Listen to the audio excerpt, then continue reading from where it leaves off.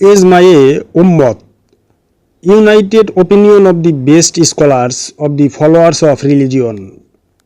আমাদের মধ্যে প্রচলিত শরীয়তের বিধান মতে বলা হয়ে থাকে যে যদি মুসলমানদের মধ্যকার কোনো সমস্যা সমাধান কোরআন হতে সংগ্রহ করা সম্ভব না হয়, অর্থাৎ মতভেদের কারণেই হোক অথবা কোরআনের এইরূপ সমস্যার সমাধান না থাকবার কারণেই হোক, তবে রাসূলের বাণী হইতে উহার সমাধান তথা হাদিস হইতে উহার সমাধান গ্রহণ করা যেতে পারে।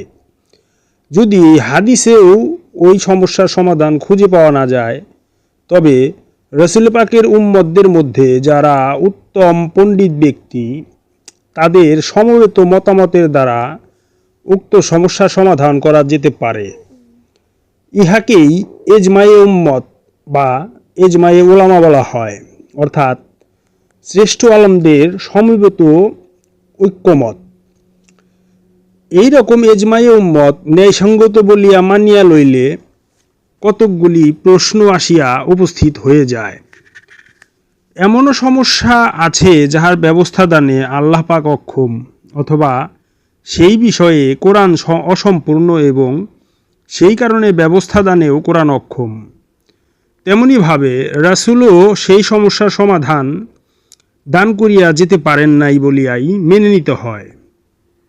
অপরপক্ষে আধুনিক আলেম অর্থাৎ উম্মতগণের শ্রেষ্ঠ পণ্ডিত ব্যক্তিগণ সেই সমস্যার সমাধানে সক্ষম হচ্ছেন।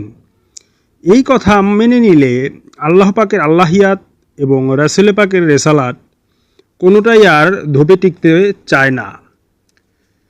এই রকমভাবে চিন্তা করলে দেখা যায় এবং সহজেই বোঝা যায় এজমা ও কেয়াসের কোনোরূপ গঞ্জায়েজ বা অবস্থিতি ইসলামে থাকতেই পারে না। ওই কথাগুলি হচ্ছে পরবর্তী বস্তুবাদী শাসকগণের আবিষ্কার। কাজেই আবিষ্কার করা ওই নীতিগুলিকে আশ্রয় দেওয়ার জন্য যেই সকল দলিল পেশ করা হয়ে থাকে, তা সেগুলোরও কোনো গ্রহণযোগ্যতা থাকতে পারে না।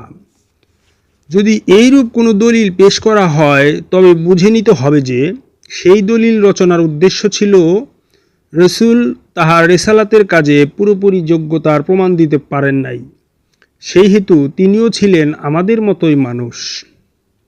আল্লাহ ও তাহার রাসূল ছাড়া নতুন করে ধর্মীয় বিধান রচনা করবার অধিকার কারো নাই। বিধান বুঝিয়া লইবার অধিকার আছে মাত্র। হযরত জাফর সাদেক আলাইহিস সালাতু ওয়াস সালাম বলিয়াছেন, ইসলামে কেয়াস নাই। এইরূপে দেখা যায় জ্ঞানী ব্যক্তিগণের এজমা অথবা কেয়াসের অবস্থিতি সরকারি ইসলামে তথা বস্তুবাদী কলুষিত শাসকদের বিধানে থাকতে পারে, কিন্তু দ্বীনে মুহাম্মদীতে তাহা অচল। এজমা ও কেয়াসের বিরুদ্ধে কোরআন ও সুন্নাহের মধ্যে বহু দলিল আছে, সেইগুলির উল্লেখও প্রয়োজন মনে করছি না। যথা প্রথমত, এইরূপ কথা কয়েকবার লেখা রয়েছে, নিশ্চয়ই এই কোরআনে প্রত্যেক বিষয়ের মেশাল রহিয়াছে। 2, তাহারা এমন কোনো মেশাল বা দৃষ্টান্ত লইয়া আপনার নিকট আসে নাই বা আসে না, যাহার বিশ্লেষণ বা ব্যাখ্যা সত্য ও সৌন্দর্য সহ আমরা আপনাকে দেই নাই।